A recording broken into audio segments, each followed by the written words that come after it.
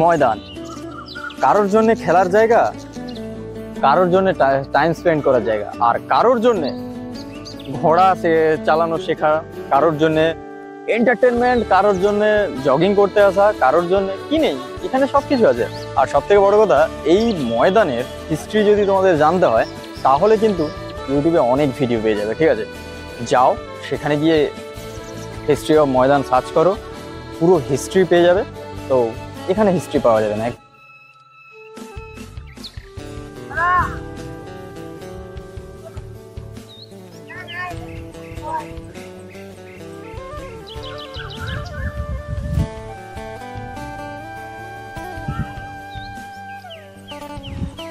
আচ্ছা, তোমরা যারা কলকাতায় থাকো, তোমাদের জন্য, তোমরা যারা কলকাতায় থাকো, আচ্ছা বলো তো তোমাদের কাছে ময়দানটা কি? ময়দানটা খেলার মাঠ, ময়দানটা টাইম কাটানোর জায়গা, বা ময়দান একটা ফাঁকা জায়গা যেটা হচ্ছে মানে বসে মন খুলে এখানে কিছুক্ষণ আড্ডা দেওয়া যায়? আমি কেন হাসছি, তাই তো? চলো আমি তোমাদের বলছি আমার কাছে ময়দানটা কি জিনিস। আমার কাছে ময়দানটা একটা ইমোশন। বাঙালির কাছে যেরকম ফুটবল খেলা ইমোশন, আমাদের কাছে ময়দানটা একটা ইমোশন, ঠিক আছে? এই ময়দানটা ইমোশন, তার কারণ এই ময়দান থেকেই কিন্তু সবার প্রথম ফুটবল খেলা স্টার্ট হয়েছিল ইন্ডিয়ায়, ঠিক আছে? তো এই জায়গাটাতে ইমোশন হবে বটেই, কিন্তু এই ময়দানটা পরপর এরকম কনস্ট্রাকশনের কাজ হতে হতে একদিন হয়তো এই ময়দানটা আর ময়দান থাকবে না। আর যদিও এখন ময়দানের সৌন্দর্য ময়দানে নেই, তার কারণ হচ্ছে আমি, তুমি, তোমাদের মতো লোকজন।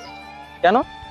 এখন ময়দানে এলে ঘাস পাতা কম, বাকি দেখা যায় কাঁচের বোতল, প্লাস্টিকের গ্লাস, প্লাস্টিক, এইসব জিনিস ছাড়া আমি তো ময়দানে কিছু দেখিনি।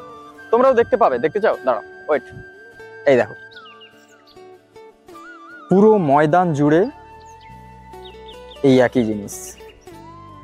এখানে পেয়ে যাবে নামি দামি কোম্পানির গুটকা, নামি দামি কোম্পানির নেশার জাতীয় প্লাস্টিক, এখানে পেয়ে যাবে বিভিন্ন ধরনের অ্যালকোহলিক বোতল বা বিভিন্ন ধরনের প্লাস্টিকের গ্লাস। এবার আমরা কিছু পারি না পারি একটা সুন্দর জায়গাকে এভাবে আস্তে আস্তে ধ্বংস করতে পারি, যেটা এখানকার মানুষ করছে।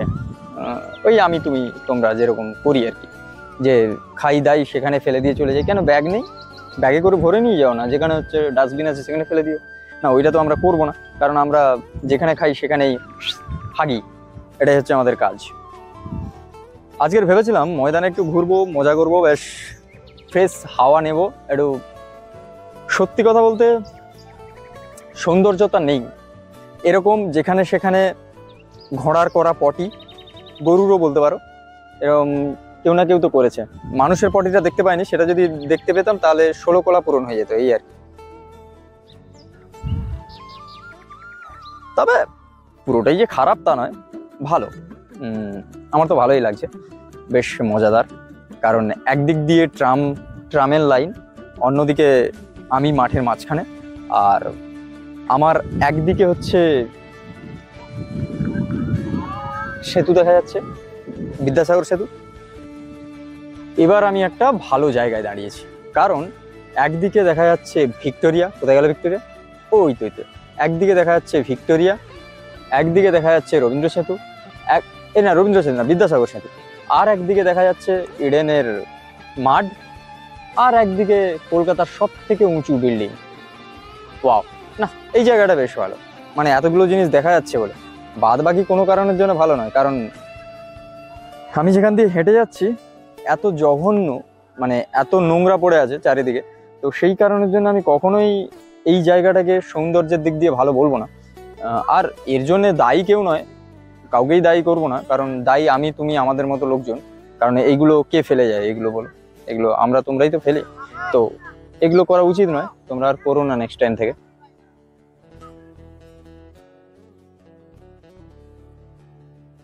তবে এই মাঠটা আছে বলে বহু মানুষ ক্রিকেট খেলতে পারে, বহু মানুষ ফুটবল খেলতে পারে, বহু মানুষ এসে বসতে পারে, নোংরা করতে পারে, আর বহু মানুষ এখানে এসে জগিং করতে পারে, দৌড়াতে পারে।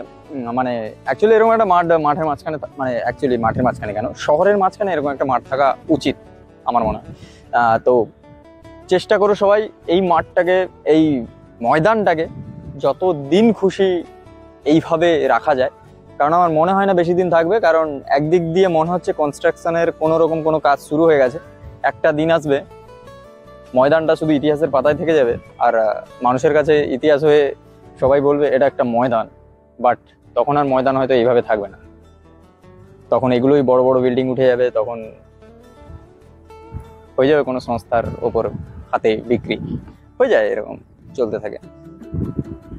যতদিন আছে দেখার, যেভাবে আস্তে আস্তে সৌন্দর্যগুলো বেলিন হয়ে যাচ্ছে আর কৃত্রিমভাবে বানানো সৌন্দর্যের প্রতি আমরা আকর্ষিত হয়ে যাচ্ছি, তো সেই কারণের জন্যই এখন এই পরিস্থিতি। ন্যাচারাল জিনিসটাকে কে ভালো রাখে?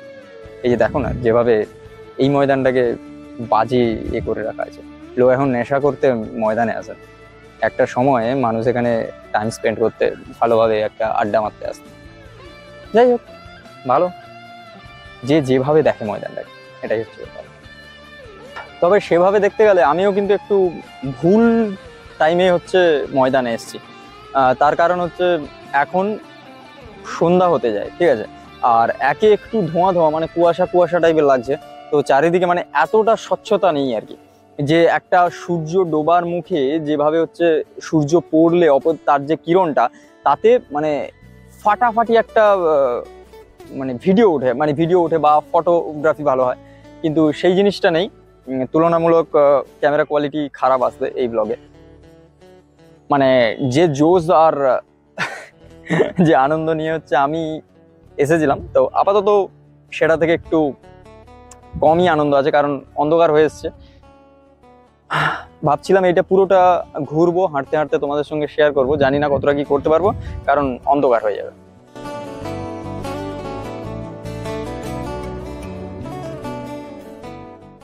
না, অতটাও খারাপ নয়, বিশ্বাস করো। এই জায়গাটা যতটা খারাপ আমি তোমাদের বলেছি, কারণ আমার খারাপ লেগেছে তো এখানকার মানে এই যে লোকের বোতল প্লাস্টিক এইসবের জন্য, কিন্তু সত্যি কথা বলতে ফাটাফাটি জায়গা। আরে এরকম কোনো জায়গা পাবে তুমি? একদিকে ভিক্টোরিয়া, একদিকে বিদ্যাসাগর সেতু, একদিকে ইডেন, একদিকে কলকাতার সব থেকে বড় বিল্ডিং। ওয়াও, জাস্ট ফাটাফাটি ভাই। বন্ধু বান্ধব নিয়ে একবার গ্রুপ নিয়ে এখানে হচ্ছে একটু মস্তি করতে আসতে হবে, জায়গাটা ফাটাফাটি। অনেকবার এসছি, তবে এবার ব্লগ বানাতে এইবার প্রথম এইভাবে। আমার তো মনে হচ্ছে একটু দৌড়ে নিই।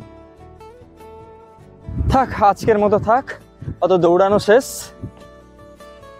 দেখতে দেখতে জীবনের এই ফার্স্ট টাইম যে ময়দানে দাঁড়িয়ে থাকা অবস্থায়, মানে আমি দাঁড়িয়ে থাকা অবস্থায় অন্ধকার হয়ে গেছে। ওয়াও, চারিদিকে লাইট, এইভাবে পেছনে গাড়িগুলো যাচ্ছে, বাহ বেশ ভালো লাগছে। না, এতগুলো খারাপের মধ্যে এটা ভালো, এটা একটা ভালো জিনিস, ঠিক আছে। এই যে মানে সৌন্দর্যটা, আর সব থেকে বড় বিল্ডিং এ যে উপরে লাইট, ওয়াও বেশ। আও তেরি, ভিক্টোরিয়া লাইট, বাহ বেশ ভালো। যাই হোক, তোমাদের ব্লগটা কেমন লাগলো জানি, খারাপ লেগেছে। খারাপ লাগলেও খারাপই, ঠিক আছে। সবসময় ভালো ব্লগ দেখা কি আছে, খারাপ ব্লগও দেখা উচিত। খারাপ ব্লগ তাহলে কে দেখবে? যাই হোক, সাবস্ক্রাইব করে দিও, লাইক করে দিও, আর তুমিও যদি চাও এইসব নোংরামো বন্ধ করতে, তাহলে ভিডিওটাকে অনেক শেয়ার করো, যাতে সেই সব বুদ্ধিহীন লোকজনের কাছে এই ভিডিওটা পৌঁছে যায়। তাহলে তারা হয়তো এগুলো ফেলবে না, নোংরাও হবে না, আর ক্লিন সিটি হবে, ঠিক আছে। যদিও এটা স্বপ্ন। যাই হোক, দেখা যাক। তবে দেখা হচ্ছে পরের ভিডিও, ততক্ষণের জন্য টাটা, বাই।